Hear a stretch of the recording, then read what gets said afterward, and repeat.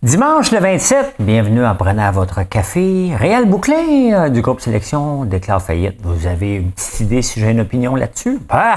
Certainement que j'ai une opinion. Il ne sera pas content. Il s'ablonde. Bon dimanche tout le monde. Le prix de l'essence, on va parler de ça. De quoi j'ai marqué ici? Ah, les poules en liberté, on va parler de ça. Jean Talon, c'est un roman. C'est le fun à écouter, le comté Jean Talon, ce qui va avoir des élections. Dans Êtes-vous tombé sur la tête, je fais mon Bernard Drinville, je vous pointe du doigt, mais je vais vous parler de Kleenex. Oui, est-ce qu'on revient à l'étape du PQ en 1976, les anciens séparatistes ou les séparatistes vont peut-être grincer des dents, ou vont peut-être dire que j'ai pas raison, mais on va parler de ça. Bien, c'est ça, on part le show parce qu'il faut le partir à un moment donné, mais c'est ça que je vais vous parler. Aujourd'hui, bon dimanche. J'ai eu, je sais pas qu'est-ce que ça va avoir de l'air ici aujourd'hui. Si vous l'écoutez très tôt, on a eu un samedi exceptionnel à la ferme. Exceptionnel. Des fois, je suis toujours surpris. Tu sais, je suis un insécure et je suis toujours surpris. Mais cette semaine, on a changé un paquet d'affaires sur le site. On a changé la page pour vous parler d'un produit vedette. On a changé notre façon de faire du shipping. Donc, on a vous aidé. Au lieu de faire peur avec le shipping, parce que ça fait toujours peur, donc on a dit, écoute, en haut de 65$, c'est gratuit. En bas de 65$, c'est 10$. Donc, il n'y a plus en bas de ci, en bas de ça, c'est 10$ pour tout le monde. Tu as le goût d'acheter un savon puis payer 10$ de shipping. Tu peux acheter un savon payer 10$ de shipping. C'est plus simple pour tout le monde. Et ça me permet de faire de l'acquisition de clients aussi. Donc, ça, on le voit dans les ventes, c'est exponentiel. Nos guimauves sont exponentiels. Donc, voilà. Merci pour ça. Hein? Hey, le prix de l'essence. Le prix de l'essence. L'inflation, là, on parle encore de l'inflation qui est très élevée, mais il y a deux choses. Hein. L'inflation alimentaire, bien entendu, mais il y a le prix d'essence. Augmentation de 51% depuis 18 mois. Il n'y a pas de raison pour un pays comme le Canada qu'on paye l'essence aussi cher. On joue le jeu des prix mondiaux, mais ça n'a pas de bon sens qu'un pays producteur de pays. On est bon ici pour régulariser, imaginez-vous, le prix plancher du pétrole. Mais on est un pays producteur, puis on ne gère pas le prix maximum. C'est inacceptable qu'on paye aussi cher, puis que le gaz a augmenté autant que ça. Surtout que les pétrolières, on continue à avoir des subventions. 51%. On ne peut pas avoir une inflation à côté dans le tapis qui est dur à battre, qui nous fait monter les taux d'intérêt. Tu sais, les taux d'intérêt, là, on commence à le voir. Là.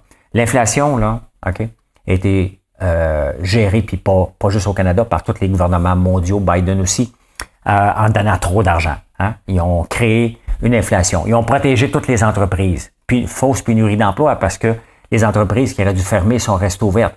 Ensuite de ça, on a l'augmentation du gaz. Tout ça fait que on a des prix élevés puis on a un taux d'intérêt élevé parce que tout le monde a mal géré puis il y a des gens qui en profitent. Mais quand même, 51%, c'est élevé.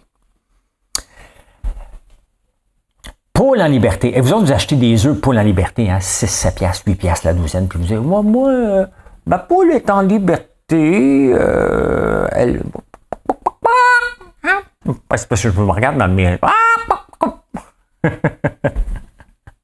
Ça me fait toujours rire. C'est pour ça que je veux pas être bio, parce que je fais de l'agriculture responsable. Hein? Mes tournesols n'ont pas d'engrais chimiques, il n'y a pas de pesticides, il n'y a pas de Roundup. Ils se battent contre la mauvaise herbe, puis à un moment donné, ils gagnent. OK? Tout simplement. Les poules en liberté, juste pour que vous le sachiez, là, ils sont pas dehors. Ils sont en liberté en dedans. T'sais. C'est comme un prisonnier qui a le droit de sortir de sa cellule à peu près. Là. C'est à peu près ça. Vos œufs de poule en liberté, là, ils sont pas dehors. Surtout avec la COVID, là, en Italie, en Angleterre, ça a été beaucoup réglementé parce qu'ils ne pouvaient plus, à cause de la COVID, ils étaient obligés de remettre en dedans. Hein? Mais ici, les poules en liberté, que vous pensez qu'ils sont dehors en train de faire gambader dans les gens manger de l'herbe, c'est pas le cas. Ils sont en liberté en dedans. Juste que vous le sachiez. Là, donc, est-ce que ça vaut la peine de payer bien plus cher ces œufs-là? Non. Non. Hein? Ben voilà. Hein? Et les banques centrales ont un meeting en fin de semaine, sont en meeting toute la fin de semaine. Puis vous savez que le taux d'inflation de 2%, c'est pas juste la Banque du Canada, hein? C'est l'ensemble des grandes banques des grands pays, je pense que c'est les G20, qui se sont entendus en 1996 de dire l'inflation, c'est 2% et c'est ça qu'on doit viser. Mais en ce moment, ils sont en train de dire, puis c'est quoi? On lâchera pas le morceau. Donc, c'est eux autres qui disent ça, ils s'entendent entre eux autres pour dire c'est ça qu'on fait. Parce que ça prend un ensemble de pays à un moment donné pour le faire. Le problème, il aurait dû se rencontrer pendant la COVID pour dire au gouvernement, sais-tu quoi? On ne te laissera pas aller à dépenser comme des fous. Ils auraient dû mettre les breaks bien avant. Ils l'ont pas mis, puis ils sont supposés être indépendants. Mais ça se passe en fin de semaine. Ils sont dans l'État du Wyoming. J'oublie le nom de la montagne, mais une grosse montagne. Là. Donc, ils se rencontrent là, puis ils se font des meetings. Puis, tu 2%, toujours 2%. Bon, OK, le meeting est fini, on prend un coup. Ben non, c'est pas comme ça que ça se passe. Ils prennent pas les coups. Hey, regardez aujourd'hui, c'est le National Cinema Day Canada. Bon, il n'est pas en français, ils vont se faire poursuivre parce que bientôt, il faut tout avoir en français. Participating Cinemas. Je parle anglais, c'est marqué avec un S. Fait que là, je regarde au Québec. Hein? Donc, tu es à Jonquière, tu peux aller à l'apéro, je regarde Cinéma Capitole un peu partout. Puis là, je promène Cinéplex Odéon, Complexe. Je dis, à un moment donné, moi, à voir apparaître Goudzo. Il ne participe pas. Ah, Mégaplex de Montagne, c'est ça Goudzo, ça? Marché central. Ah, c'est Goudzo. OK, il est là. Mais pourquoi il ne l'appelle pas Goudzo? Ah, il est là. OK, je pensais qu'il ne participait pas. C'est drôle qu'il n'y ait pas son nom dessus. Il est en train de changer le nom de ces choses. Je pensais qu'il ne participait pas. Je m'excuse, je m'en allais dire. Vincent, t'es cheap! Il n'est pas cheap.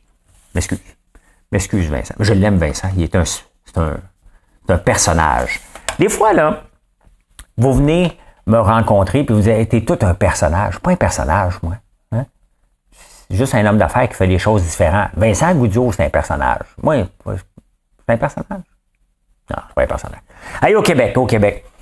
C'est spécial ce qui se passe dans Jean Talon. Hein? À moins que je l'ai manqué, mais je pense pas qu'on a vu encore le candidat de la CAQ qui vont nommer. Il faut qu'il nomme une grosse pointure, là, parce que toutes les menteries qui se passent, qui ment pas, il y a un texto, on échange une conversation.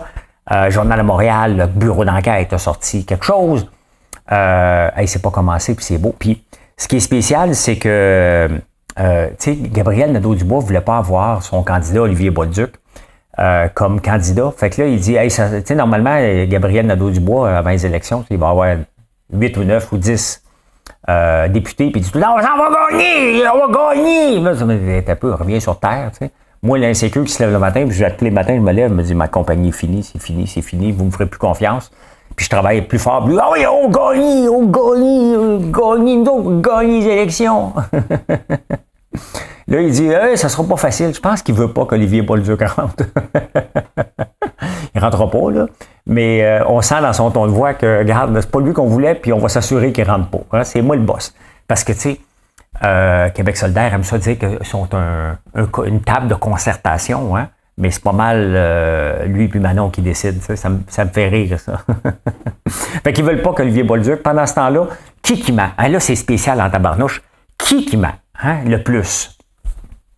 Je vous en ai parlé hier, de toute façon, que je trouverais ça bien spécial qu'un candidat potentiel est au courant que le troisième lieu n'a pas lieu, alors que Bernard Drainville, a pleuré.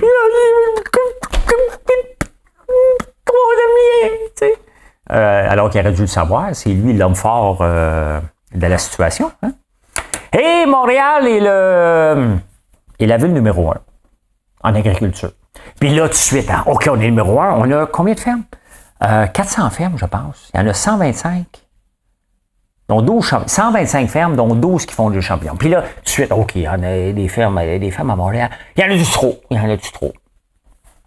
Hey, on va se le dire, là, j'ai une ferme à Notre-Dame-la-Paix. Est-ce qu'il y a trop de fermes à Notre-Dame-la-Paix? On s'entend que si on regarde la population de Notre-Dame-la-Paix puis la population de Montréal, il y a-tu trop de fermes à Montréal? Bon, les fermes de Montréal, là, c'est pas dit qu'il faut qu'ils nourrissent les Montréalistes seulement. Là. Ils peuvent nourrir toute la planète. Ils font de l'agriculture à Montréal sur des toits et on souligne ça. Mais est-ce qu'il y en a trop? Ben non. L'affaire, c'est qu'ils commencent... Tu sais, vous voyez comment les gens pensent pas comme des personnes d'affaires. Les gens de champignons, ils disent, ouais, mais là, c'est parce que les restaurants n'achètent plus. On est trop à Montréal. Ben non.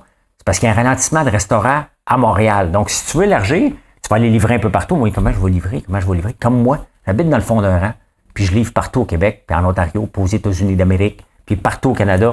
Ben, c'est ça. Hein? Moi, je livre des champignons. Ben oui, mais des livrages de champignons dans une boîte. Ouais, mais ça va coûter cher. Mais non, ça coûte pas cher. Ça pèse rien, les champignons. Il n'y a pas trop de fermes. Si tu veux juste servir les restaurants de Montréal, bien, les restaurants de Montréal, il y en a déjà trop. Puis il y en a un paquet qui vont fermer, malheureusement. Donc, c'est sûr qu'il faut que tu te diversifies, là. Tu diversifies. Puis en plus de ça, ils sont chanceux, eux autres, à Montréal, parce qu'ils ont accès à la main-d'œuvre. Pas mal plus facilement que dans le fond de rang. Donc, voilà. Hein? Êtes-vous tombé sur la tête? Un peu, je marque mes temps. Ben, êtes-vous tombé? Hey. Meta qui se retire du Canada. Kleenex qui abandonne. Avez-vous lu comme communiqué de presse de Kleenex? C'est vague un peu, hein? Les conditions ne sont pas gagnantes ou des choses comme ça. T'as Buggles, t'as Delicio aussi.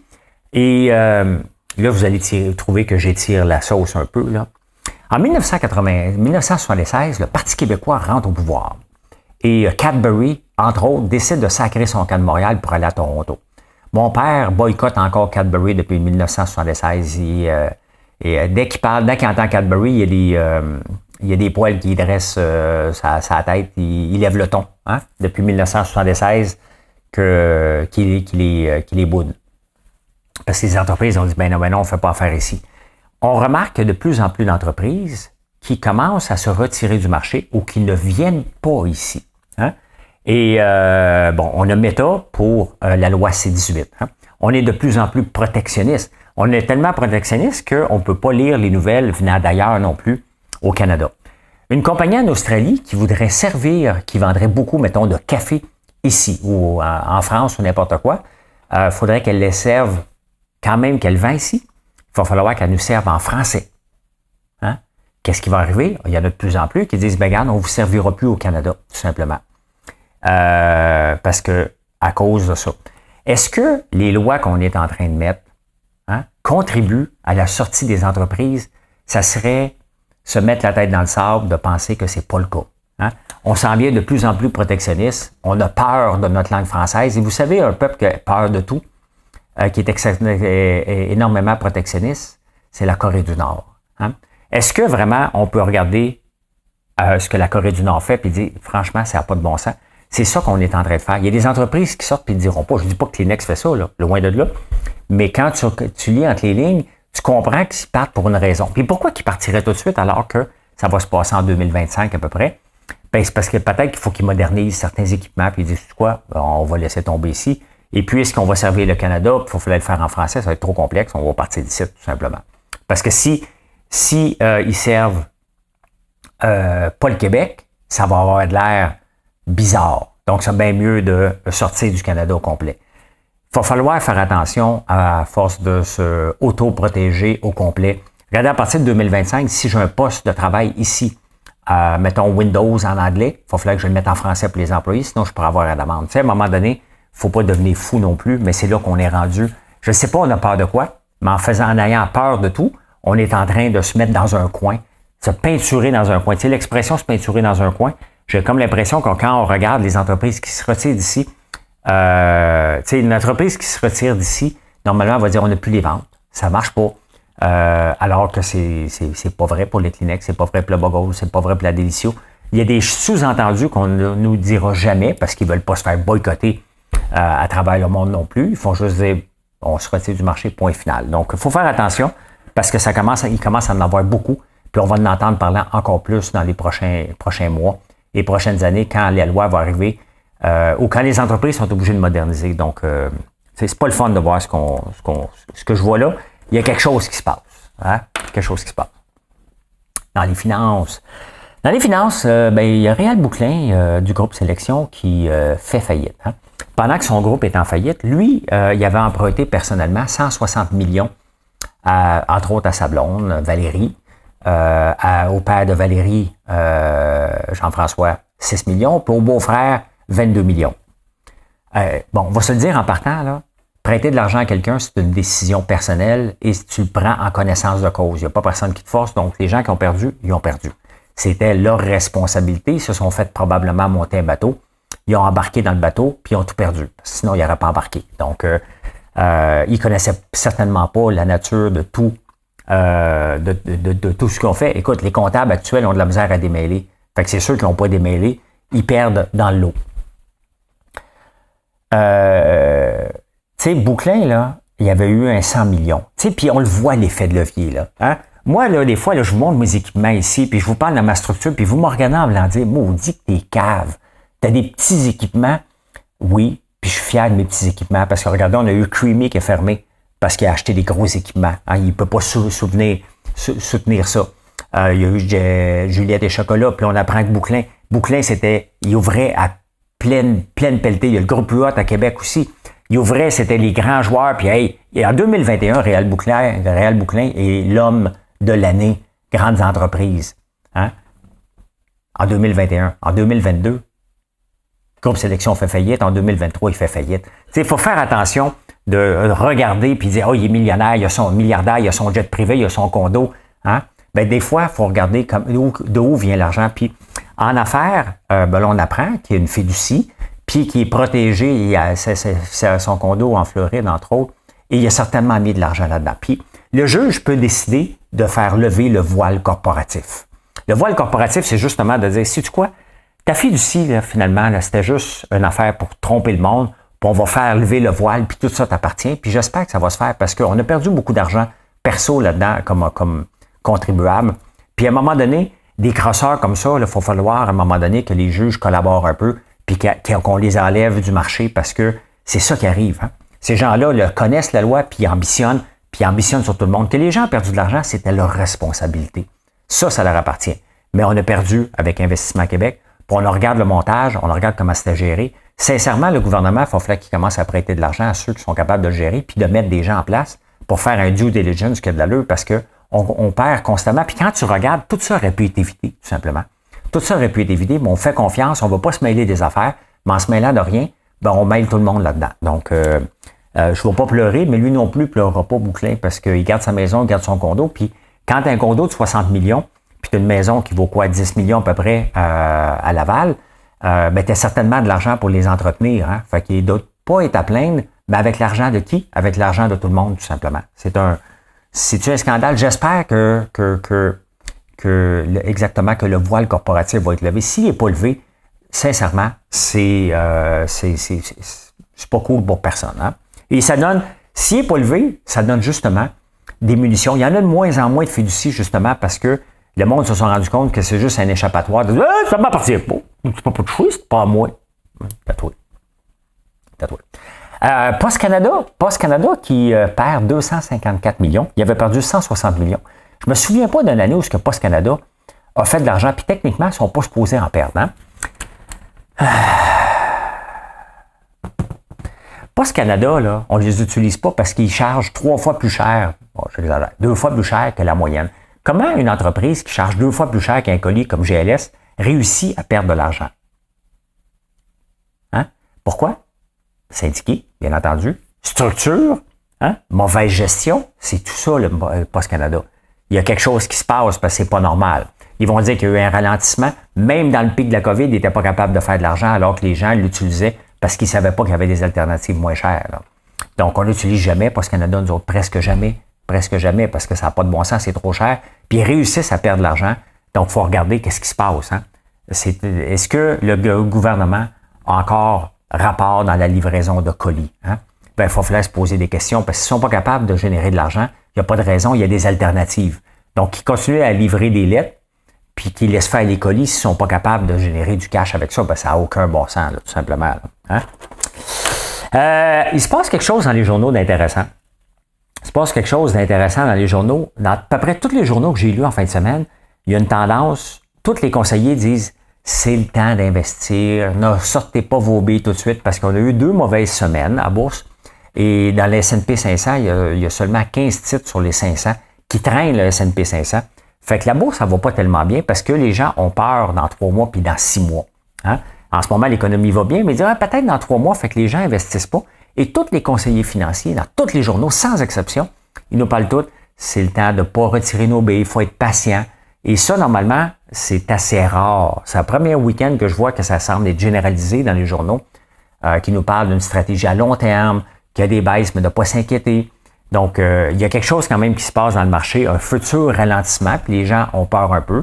Bien, c'est normal, tout simplement. Puis les ralentissements permettent justement d'éliminer les entreprises qui ne devraient plus être là. Et ça va calmer la pénurie de main-d'œuvre et ça va calmer l'inflation. C'est ça que la Banque du Canada et les banques centrales veulent régler tout simplement. Hein. Donc, il va falloir accepter que c'est normal qu'on ait ça. Si on n'a pas de dette, on est correct. Si on a beaucoup, beaucoup de dettes, on est dans le trouble. Si on a juste un peu, il n'y a pas grave. Ça fait partie de l'équation. Hein. Insolite. Trump, c'est tout un homme d'affaires. Hein. Il n'a pas passé une minute. Dès qu'il est sorti avec son mugshot, il vendait des t-shirts, des tasses puis des casquettes avec son... Et sa phrase, c'est marqué « Never surrender » dessus.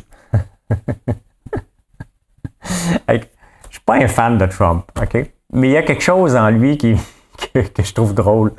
Il s'en balance bien raide. Et il n'est pas au-dessus des lois, là. Hein? Il n'est pas au-dessus des lois, puis il va se faire prendre. Mais il y a quelque chose de franchement drôle dans son attitude avec tout ça. Il a besoin d'argent pour générer ça, puis il en profite parce que les gens vont l'acheter. Sincèrement, j'avais presque le goût de passer une commande en ligne. Ça n'arrivera pas. J'ai pas réussi à trouver les chiffres pour Montréal, mais à Toronto, on passe 8 jours par année, 199 heures qui passent pris dans le trafic. C'est énorme, hein? C'est la première ville dans le monde, avant les pires villes du monde. Toronto est une des pires villes du monde. Et ça, c'est des chiffres récents. Donc, même avec l'après-COVID, on passe quand même presque 200 heures par année pris dans le trafic. C'est énorme. Hein? Et malgré ça, hein, malgré que les gens travaillent à la maison, ben la productivité est à la baisse dans les entreprises. Donc, c'est pourquoi vous pensez que ça ne va pas s'améliorer? Parce que les entreprises rappellent de plus en plus les gens au bureau pour augmenter la productivité et la collaboration. Donc, quand même 200 heures. Hein? Pas obligé de dire s'il vous plaît. Marilyn, fais-moi ça! Tu me dis pas s'il vous plaît? Hey, je t'ai dit. Non, on va pas dire je t'ai dit. Ça, c'est impoli. Mais c'est arrivé en Angleterre. Une femme qui a dit mon boss ne m'a pas demandé s'il vous plaît. Harcèlement psychologique. Puis le juge a tranché, il dit écoute, on est au travail, là. Le s'il vous plaît, on peut passer à autre chose. Donc, c'est pas nécessaire. Donc, de ne pas parler d'une façon bête et requise pour le harcèlement psychologique, mais tu n'as pas besoin de dire s'il vous plaît à chaque phrase. Tu pourrais-tu me faire un rapport, s'il vous plaît? Pourrais-tu faire des gaufres si quelqu'un attend en caisse? S'il vous... m'a pas dit s'il vous plaît. S'il vous plaît. OK, moi, t'es faire. Donc, non, on n'a pas besoin. C'est pas nécessaire. Hey, merci d'être là. Bon dimanche tout le monde. C'est comme ça que j'ai vu l'actualité, hein, ce beau dimanche 27 août. Et le 27 août, c'est ça, c'est parce que ça me rappelle quelque chose. Le 27 août, c'était la première fois que j'avais un prêt automobile. En 1987, j'avais acheté une Micra 5400 $ que j'avais payé quand même. Et c'était mon premier prêt. Je me souviens pas comment ça me coûtait. 187 $, je pense. C'était en 1987, le 27 août. C'était ma première fois que je prenais une dette. J'avais 20 ans, exactement. Donc, voilà. Eh bien, venez nous voir en ligne, françoislambert.one. On est dans 700 points de vente. Vous pouvez voir les points de vente, françoislambert.one, complètement en bas. Point de vente. Et si ça vous tente de faire un tour, ben, je suis ici à la ferme jusqu'à peu près 2h30. Mais la ferme est ouverte, la boutique est ouverte jusqu'à 5h. Venez faire un tour. Venez nous voir. Venez voir les tournesols surtout. Et bonne journée tout le monde. Merci. Bye.